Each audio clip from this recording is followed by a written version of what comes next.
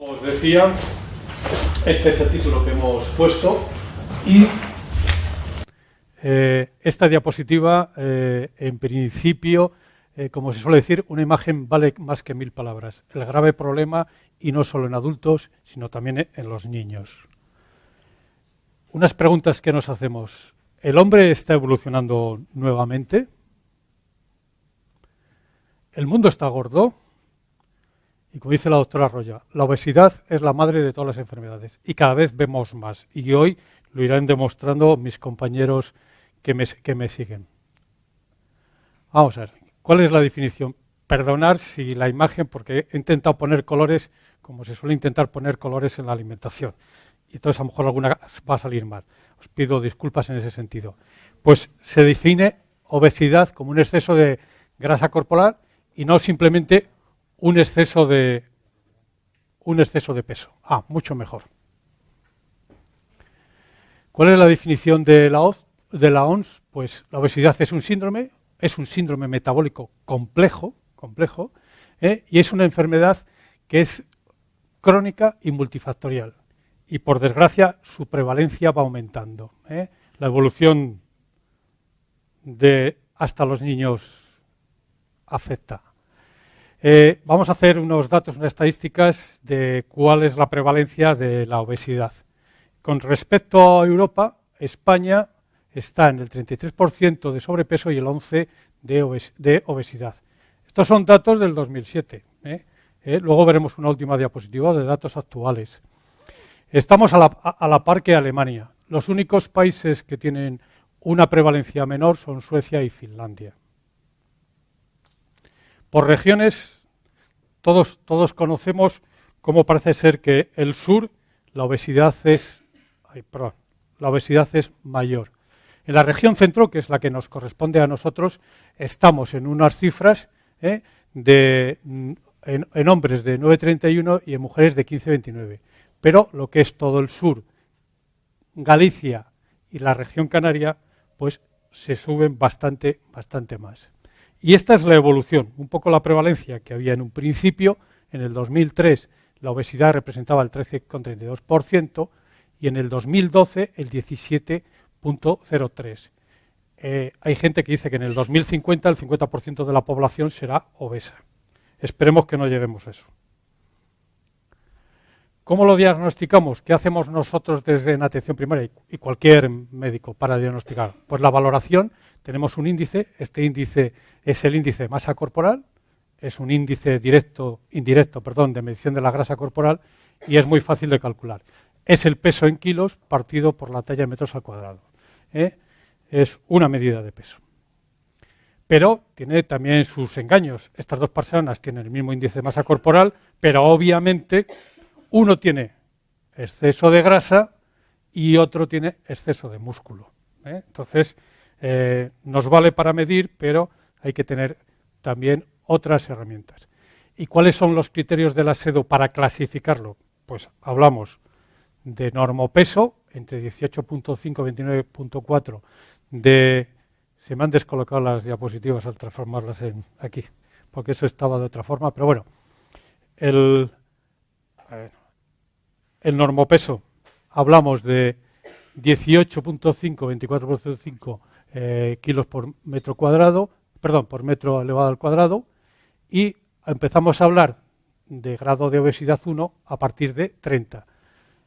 Esto también es importante, el sobrepeso a partir de 25,26, 27,29 sería grado 2, y ya la obesidad mórbida, 40, y super extrema, pues lo clasifica en 50. Todo esto muchas veces nos sirve para luego hacer incluso determinaciones o aspectos terapéuticos de farmacología, que luego el doctor Manuel Delgado nos hablará, o incluso aspectos quirúrgicos, que el cirujano son los que tienen ahí la palabra. ¿Cuáles otros métodos ideales? Esto obviamente sería lo ideal. Ni en los centros de salud ni en muchos locales pues los tenemos. Pero la bioimpedancia nos va a orientar mucho más. Los pliegues, medir los pliegues. Y esto sí a nivel de primaria lo tenemos muy fácil, como es el índice de cintura-cadera. Y eso nos indica y nos hace una clasificación de cuál es la distribución de la grasa en estos pacientes. En hombres sería por encima de 1, el punto de corte para riesgo cardiovascular. Siempre en atención primaria y siempre como médicos vamos a hacer unas valoraciones y vamos a ver cuál es la rentabilidad que tenemos en ese sentido. Entonces, lo más importante para nosotros es el riesgo vascular. Si hablamos de pandemia con la obesidad, con la diabetes, con las enfermedades estas crónicas, con las enfermedades de la civilización, es porque tienen un riesgo cardiovascular, además de otros muchos. ¿Cuál es lo que más fiable y es el más simple, que hasta con una cinta métrica podemos darnos bastante información? Pues el perímetro de cintura. El perímetro de la cintura evalúa el exceso de grasa abdominal, pero no la grasa abdominal como tal, sino sobre todo la grasa visceral. Podemos hacer una resonancia, podemos hacer determinadas mediciones para la grasa, pero es muy fiable la cinta métrica. Es curioso cómo la tecnología, con esto podemos llegar a una estimación bastante buena. Y estimamos, obviamente, lo que se ha comentado antes, el riesgo de diabetes, el riesgo de hipertensión, la dislipemia o la enfermedad cardiovascular. ¿Cuáles son las cifras aquí que barajamos? 95-82, riesgo aumentado, pero riesgo muy aumentado, 102 en hombre y 88 en mujeres. Como todos sabéis, la medición de este índice o de este perímetro se suele hacer ahí arriba, por el borde superior de la cresta ilíaca. Y para definir el exceso de grasa, pues tenemos, según la cantidad, sobrepeso o obesidad. También antes en la clasificación ya lo hemos medido según el índice de masa corporal.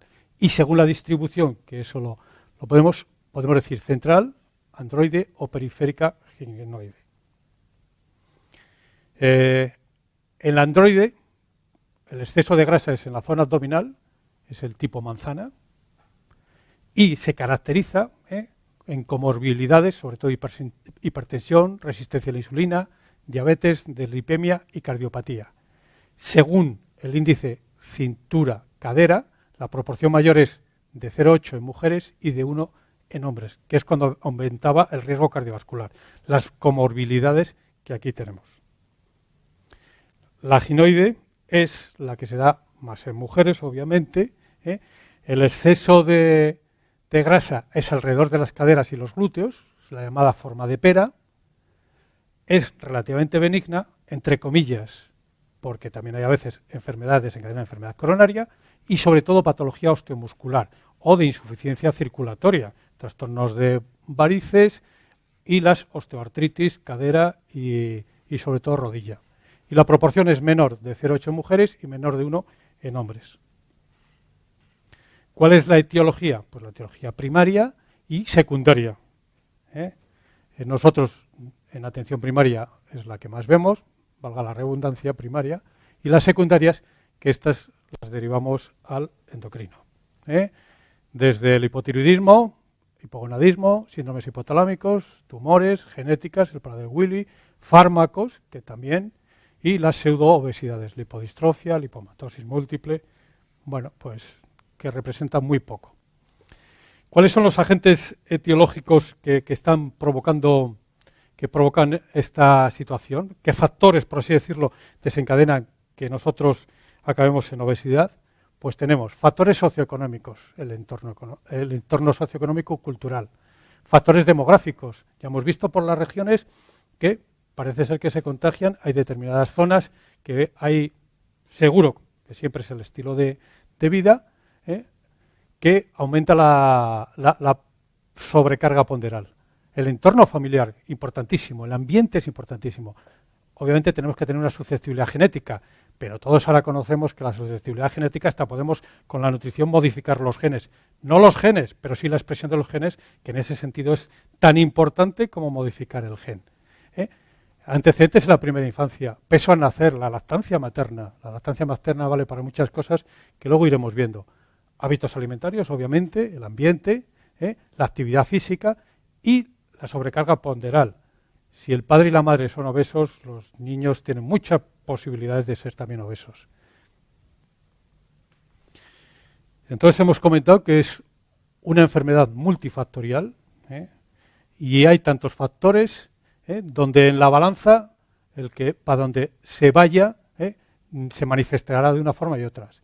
Aquí hago ya un hincapié, de estos vamos a hablar un poquito luego, de la flora bacteriana, y que la obesidad se considera una inflamación de baja intensidad.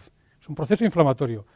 Yo cuando estudié ya hace muchos años la carrera, la grasa era grasa y no valía para nada, ahora es un órgano endocrino, con muchos péptidos, con muchas adipoquininas, con muchas sustancias que están actuando a nivel de toda la economía. En la diabetes, que también lo solemos ver, vemos la importancia y cada vez se van descubriendo más de estas sustancias que para modular por así decirlo, el peso. Y obviamente cuando tenemos una enfermedad, tiene unas enfermedades asociadas, que es lo que hablábamos antes de las comorbilidades. Un poco repasando, la diabetes, la hipertensión, las dislipemias, la cardiopatía isquémica, alteraciones osteoarticulares, enfermedades venosas, hiperuricemia, la apnea del sueño. Como todas estas enfermedades, si nosotros simplemente sin medicación bajamos su peso un 5 o un 10%, conseguimos que mejoren grandemente, cualquiera de ellas. Hombre, cuando ha habido ya un accidente cerebrovascular o un infarto de miocardio, por lo menos podemos hacer una prevención secundaria, pero aquí con esto podríamos hacer una prevención primaria. Y vamos al tratamiento. Obviamente tiene que ser un tratamiento integral con unas estrategias de cambio. Os sigo pidiendo perdón, pero a mí se veía muy bonito el color rojo en mi ordenador. Bueno, efectivamente, mira, no, lo tenía de espalda. Así lo veía yo. Entonces, habrá que decirle al colegio de médicos que cambie la pantalla o el cursor. Bueno, pues como hay... Bueno, seguimos entonces. Es una estrategia del tratamiento integral de la obesidad. Desde cambios de estilo de vida, actividad física, una dieta sana, equilibrada e individual, cambios de actitudes, motivación, importancia de los factores psicológicos que muchas veces no los tenemos en cuenta, fármacos, y en el conjunto podríamos tener éxito. Es decir, que tenemos que hacer una terapia integral e integrada. Perdón, esto ya no es eso. Esto es que el sistema operativo, yo tenía el Microsoft 2007 y este es un OPN. Entonces, ¿cuál es lo importante? Lo importante es reducir la masa grasa, especialmente la visceral, manteniendo el peso perdido, conservando la masa la grasa, y manteniendo un equilibrio en todos esos sentidos. Importante, que es lo que antes comentaba. Esto es uno de los platos, el plato del bien comer. Entonces luego presentamos las pirámides, pero el plato del bien comer, que aquí representaría con un vaso de agua y con una fruta, ya tendríamos las verduras, la proporción. Es una proporción que es muy fácil de entender, sobre todo por los pacientes. Pues bueno, lo que os decía, la mortalidad global y asociada a la diabetes, cuando la pérdida es moderada del peso, pérdida moderada, no tiene que ser una pérdida grande, se baja. Prevención de la diabetes tipo 2, control metabólico, las personas que llevan un buen control nutricional, una nutrición adecuada, previenen la diabetes o hace que debuten las diabetes. Padres diabéticos, si los varones tienen obesidad, y Manuel nos podría decir que están apareciendo diabetes tipo 2 en gente de 20 años. Esto ya es como para rasgarse las vestiduras. Pues la prevención es importante. Control de tensión y control de la dislipemia. Si mantenemos, porque eso es el problema de la nutrición o de los cambios, es como yo lo digo, una diabetes y una obesidad es para toda la vida. Si tú no te cuidas, tienes el hándicap de que puedes volver a desarrollar. Entonces, a veces todas las dietas funcionan y el problema es el efecto yo-yo, pero es que nuestro organismo y nuestro metabolismo es más listo que nosotros, y cuando hacemos mal las cosas, en 2 días estropeamos lo que hemos hecho bien en 10 días. Y eso suele ocurrir.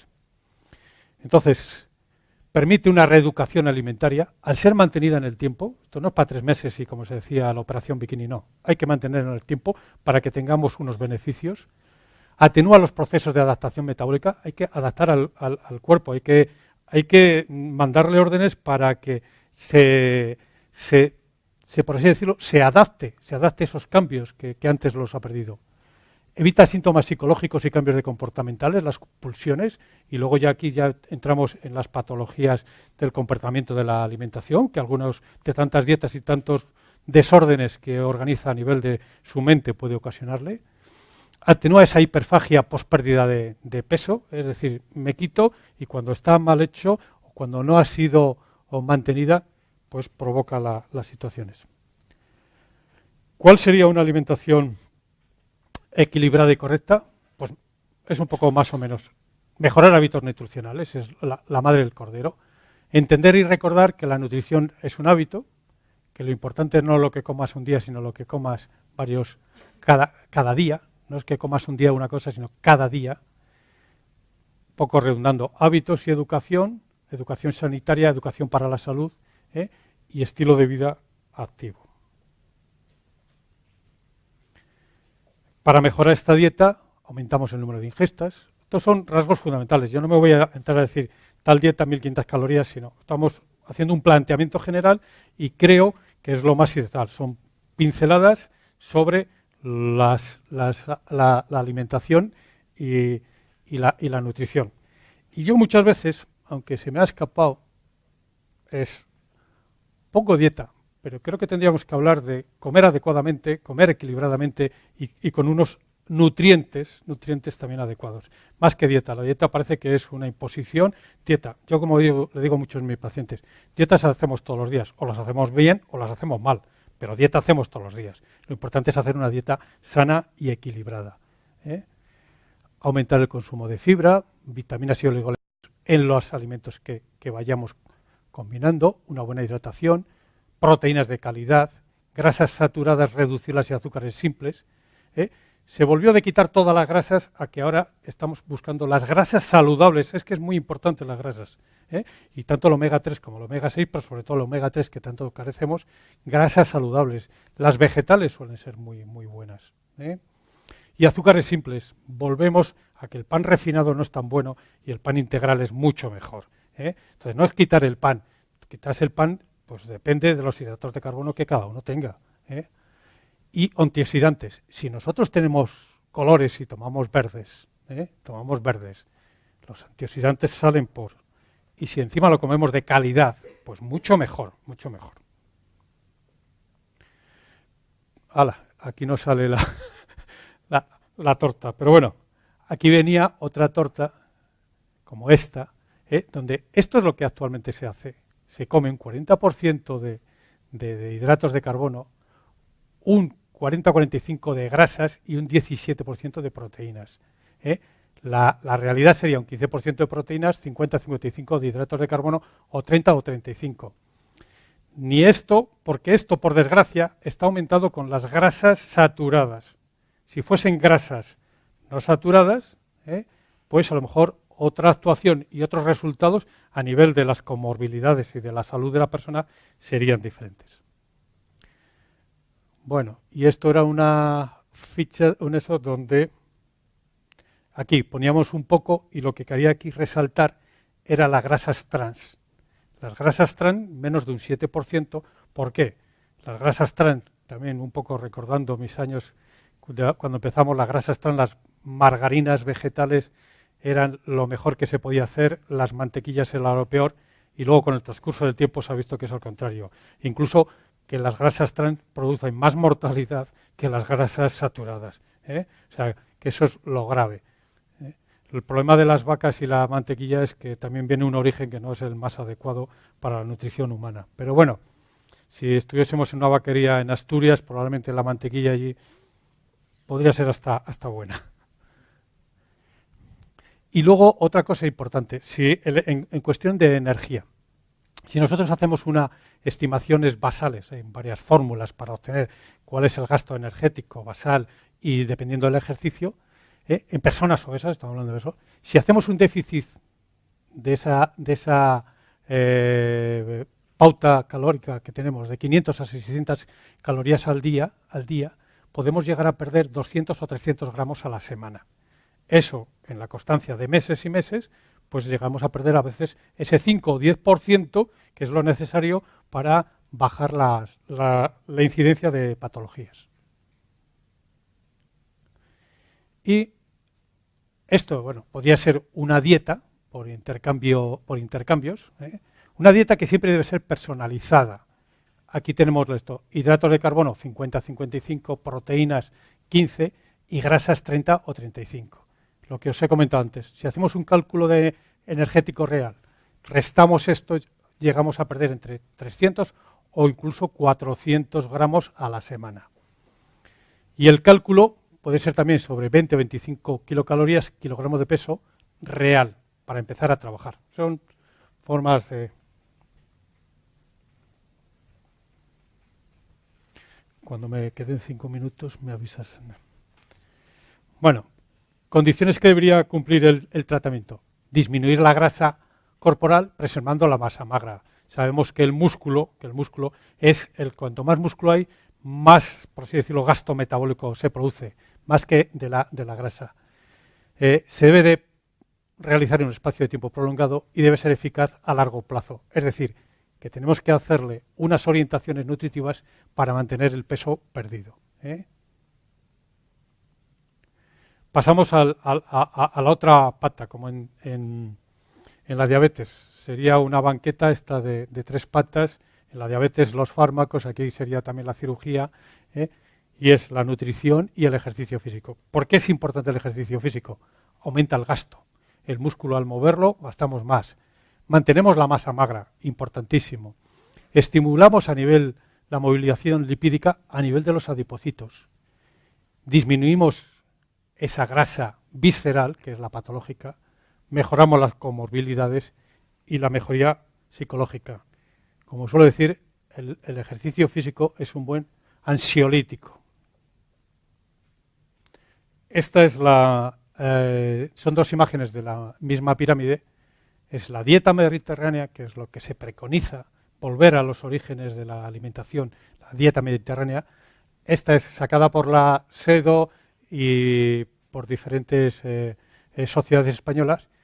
Y esto la traía pues por igual, porque me gusta más, aquí que se ve, el color que tiene, lo importante del color en la nutrición, el importante del pescado, y luego la carne poco y los dulces nada. No nos olvidamos del vino, estamos en tierra de vino, y un vaso de vino en condiciones normales, si no hay otra patología eso, vino tinto, pues es muy bueno. Y el agua, y por supuesto, las comidas familiares. Engorda más una comida hecha para los niños delante de la televisión que en una comida familiar hablando de los diferentes temas. Eso también está estudiado. Las horas que está sentado viendo la televisión para los niños les incrementa el peso. ¿Cuál es el planteamiento práctico que vamos a hacer? Pues ejercicio diario, moderado, siempre moderado. No hace falta hacer grandes maratones ni grandes ejercicios, sino ejercicio moderado para la pérdida de masa grasa. El aeróbico genera más gasto y el anaeróbico provoca más pérdida de grasa. El anaeróbico aumentamos más la masa muscular, bueno, que hay deportistas que me podrán corregir algunas cosas, y es importante también. Entonces, la actividad física es importantísimo integrante en la terapia de pérdida de peso. Y es un poquito repetir lo mismo, 30 minutos al día, casi todos los días, 5 días por semana, como digo yo a mis pacientes, 2 días el fin de semana y otros 2 días, otros 3 días entre semana. Esta sería la pirámide de la actividad física, tareas diarias, todos los días, 3 a 5 días a la semana, caminar rápidamente, sedentarismo. Hay que caminar, no viendo escaparates, hay que hacer 4, 5 o incluso 6 kilómetros por hora. Eso sería una buena intensidad para que este ejercicio fuese bueno metabólicamente. Las pesas a nuestros pacientes mayores con obesidad hay una cosa que se llama la sarcolesia, que es la pérdida de masa muscular. Antes no se decía que nada más caminar, ahora se les recomienda a las personas mayores hacer pesas pequeñas en la cantidad de 1 kilo. Aumentamos la masa muscular y es mucho mejor para todo, para el equilibrio, fortalecemos el sistema de la estática de esos huesos y es importante. Y menos de 2 horas al día, televisión, ordenador y videojuegos. Bueno, aquí el ordenador nos tendrían que corregir a más de uno, o a todos, de los que estamos aquí. Por lo tanto, una combinación de dieta hipocalórica con un incremento de la actividad física es recomendable porque disminuye mucho la grasa abdominal. La grasa abdominal, la gran olvidada, el órgano endocrino, por excelencia, hay que disminuir la grasa visceral. Bueno, aquí me falta una fotografía que se ve a un hombre hecho polvo tirado. ¿Qué le pasa a un paciente obeso? Esto es un poco recordar que muchas veces nos olvidamos de los factores psicológicos y influyen mucho más de lo que pensamos, pero mucho más de lo que pensamos. Generalmente una persona obesa suele tener bajo autoestima e inseguridad. El niño gordito, el adulto que no se puede mover, el que está inválido en el sentido de la obesidad. Todas las personas cuando pierden peso se atan los zapatos, andan mejor, respiran mejor, pues tienen una tendencia a la ansiedad y depresión, tienen una falsa identidad de sí mismos, les crea sentimientos de ira y a veces les hace comer compulsivamente. Factores psicológicos a través de la motivación y su cambio de actitudes. Esto es el eslogan, por así decirlo, el cartel del año pasado en el Día Nacional de la Persona Obesa. Este año es en diciembre, normalmente, el próximo año. Luego os pondré el cartel del próximo año. Bueno, que lo copié ayer, eso lo hice ayer porque lo vi en Diario Médico. Y es dile no al obestrés. ¿Y qué es el obestrés? Pues el obestrés no es ni más ni menos que el peligro de consumir calorías. Estamos en una sociedad ansiógena y neurótica. Y el estrés y la ansiedad en nuestra vida diaria hace que muchas veces comamos. Es que comemos porque es un placer efímero que nos dura nada. Entonces necesitamos engancharnos, como al azúcar o al chocolate, que nos engancha. El azúcar y el chocolate engancha mucho y crea unos relés a nivel cerebral que, bueno, sería muy largo de explicar, pero existe. Entonces, cuando estamos estresados o con ansiedad, instintivamente o porque nuestro cerebro no lo manda sin quererlo o queriéndolo, hay una clara preferencia por alimentos con alto contenido calórico, es decir, con alto contenido en grasas y dulces. La palatabilidad de las grasas y de los dulces es mucho mejor que otro tipo de alimentos. Y eso nos hace incidir, y eso nos hace grabar en nuestro disco duro de lo que nos viene o nos satisface, pero ya digo, efímeramente. Buscando las causas por qué la obesidad está creciendo en los últimos años, la SEN, la Sociedad Española de Endocrinología y Nutrición, lo pone como otra causa que sumaría a los efectos de explicar la actual pandemia de la obesidad. Cuestiones psicológicas. La SEDO habla de que el 40% de las personas aumentan lo que comen en situación de estrés. El 40%. Y 3 de cada 10 personas en la obesidad sufre estrés. Lo importante que es, por así decirlo, abordarlo desde el punto de vista psicológico, la compulsividad hacia los alimentos, porque representa 3 de cada 10, un 30%. Entonces, a lo mejor muchos fracasos de las dietas, de la nutrición adecuada, es porque no nos fijamos en estos detalles. La exposición continuada al estrés laboral, a lo largo de los años, se ha comprobado que desarrolla el síndrome metabólico. El síndrome metabólico es el preámbulo de las enfermedades, obviamente, metabólicas, diabetes, obesidad. Esto sería la explicación. El estrés favorece la ingesta de alimentos que podrían denominarse de recompensa, es lo que nos atrae, cuyo consumo da una felicidad engañosa, efímero, corto y encima engancha. El tratamiento farmacológico, nos hablará el doctor Manuel. Yo siempre digo, también el fármaco siempre es parte de una terapia integral, es la tercera pata de esa silla de 4 patas, no del taburete. Cuando el índice de masa corporal es del 30%, cuando hay un sobrepeso asociado a complicaciones, determinados casos y a veces en fase de mantenimiento.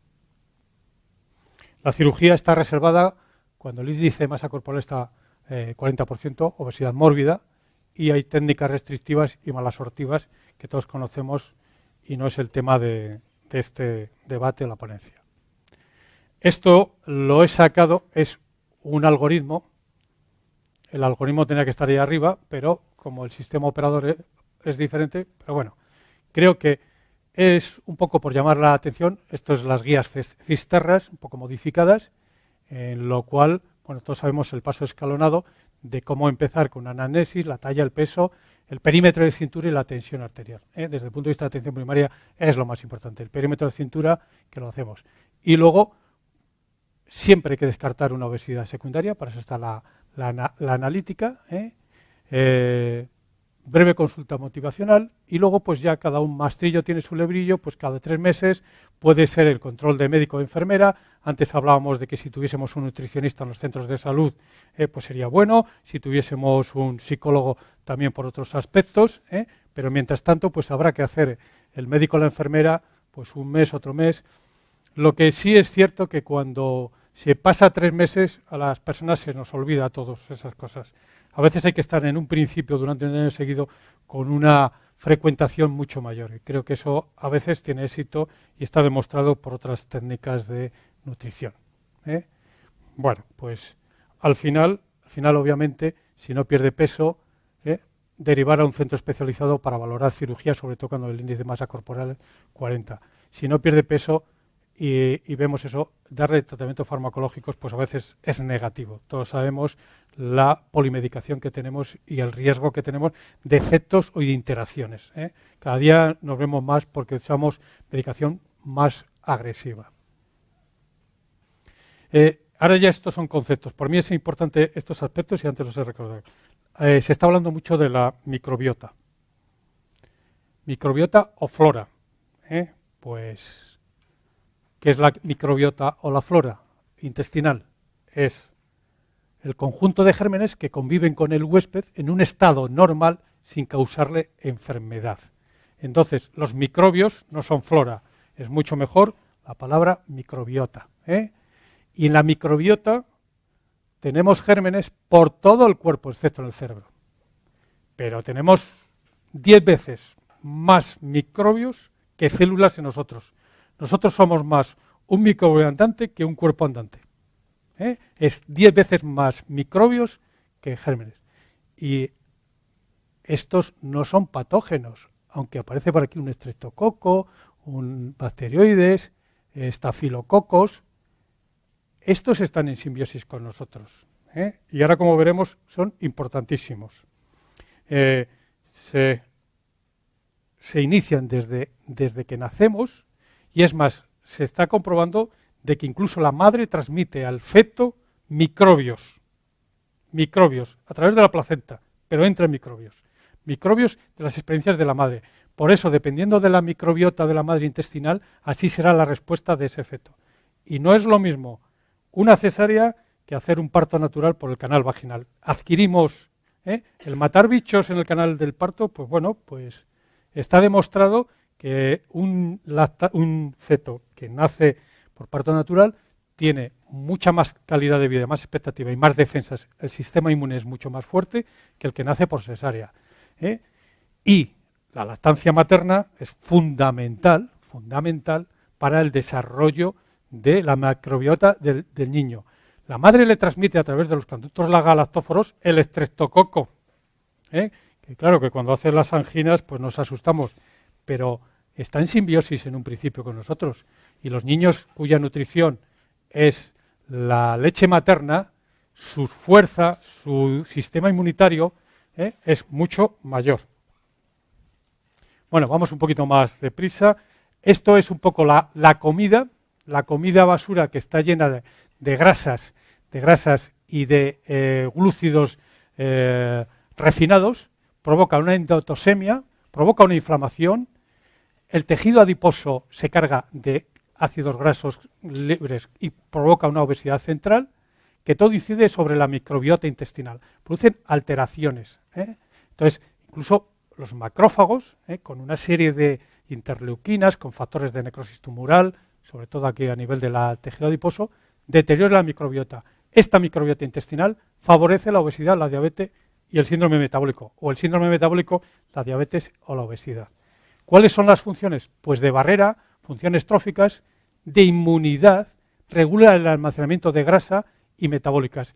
Y ahí se está hablando de ahora de protección de determinadas enfermedades, determinadas enfermedades a través de una microbiota adecuada.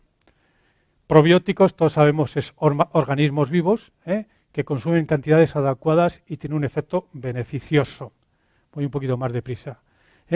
Y los probióticos son compuestos que el organismo no puede digerir, pero sirven para alimentar las bacterias que tenemos. Sobre todo como prebióticos tenemos la inulina y los fructooligosacáridos. Eso está en frutas y en verduras. Y es importante para la microbiota intestinal. No viene nada. Esto es un estudio que se ha salido en el 2000, ¿no? Pero es que las referencias están cortadas, ya lo siento. Que ha salido en enero de este año en Nutrición Hospitalaria, y es la microbiota intestinal es una hipótesis, modifica el peso corporal. Los cambios metabólicos también modifican esta microbiota intestinal. Entonces, posibles estrategias de futuro, además de una dieta adecuada, una actividad física y otros hábitos alimentarios, es utilizar probióticos. Incluso se habla del trasplante fecal. Cogemos heces, las cultivamos y las trasplantamos en determinadas personas. ¿Para qué? Para pasar de persona obesa a persona con normopeso. Esto ya se está haciendo. En gente que tiene trastornos intestinales se está haciendo. Todos son hipótesis, pero esto puede ser el futuro o actuar sobre la probiótica. Entonces, el empleo de cepas probióticas podría servir, en las conclusiones de este estudio, a modular el peso corporal. Muchas veces no se modula el peso, no se baja del peso, pero sí se modula en el sentido de que baja la grasa y baja la predisposición a comorbilidades. Y luego otra cosa que también es muy reciente y está dando mucho que hablar, los edulcorantes artificiales. Esto que empleamos tanto para, pues no tome azúcar y póngase edulcorantes artificiales. Bueno, por la sacarina, el aspartamo, hay una hipótesis de estos del Instituto Weizmann de Israel, el doctor Eran Eiben, que habla de que los edulcorantes artificiales, que son sustancias químicas, inducirían a la diabetes al modificar la flora intestinal, bueno, la microbiota. Esto está publicado este año en el Nature. Lo que os he dicho, la microbiótica alberga al menos 10 veces más células hay más células que células humanas. Hoy 150 veces más genes que nuestro propio genoma. Y parece ser que los microbios controlan muchas operaciones vitales y son responsables de síntesis neuroactivos nutricionales, entre ellas la vitamina K. Y la señalización inflamatoria. Se habla de que muchas enfermedades autoinmunes también están provocadas por esto.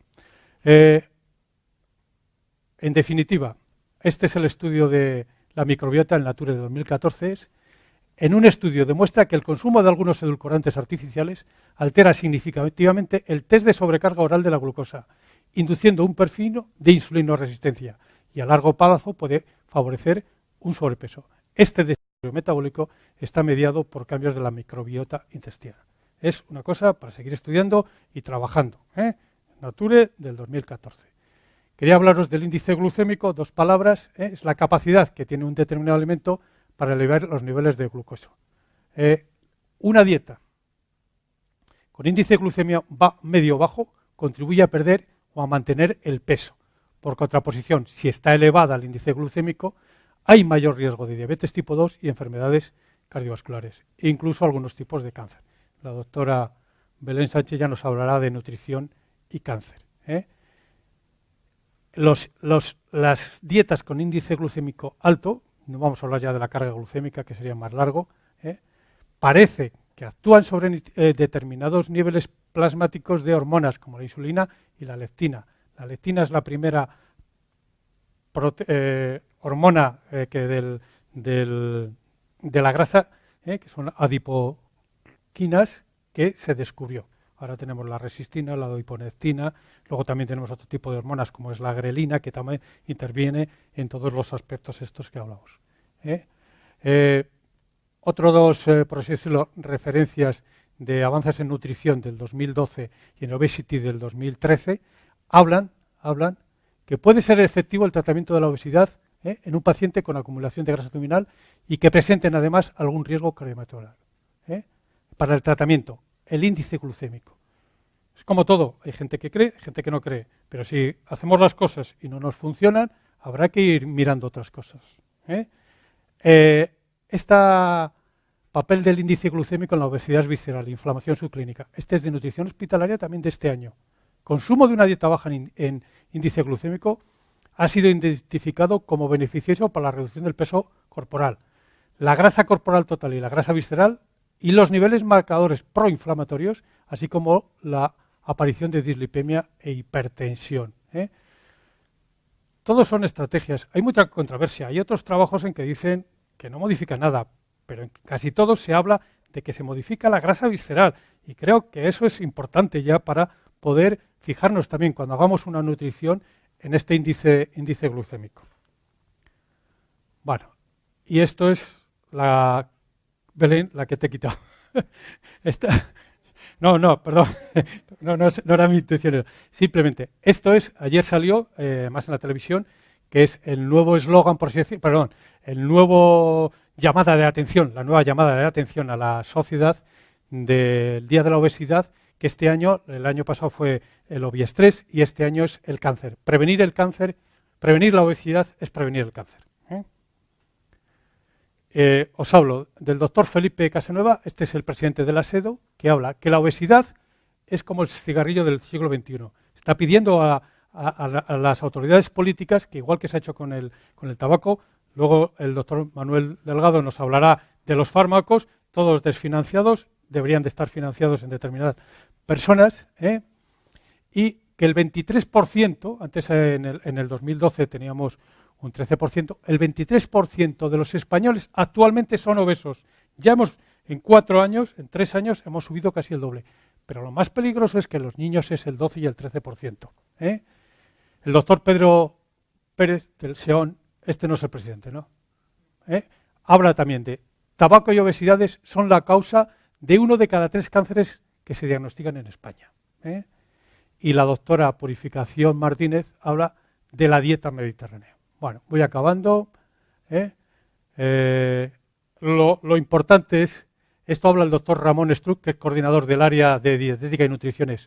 Uno de los posibles caminos habla de que lo que mejor funciona es la dieta mediterránea, que deberíamos volver a aprender a cocinar y a comer, y en este caso los mejores profesores serían nuestras abuelas y nuestros abuelos.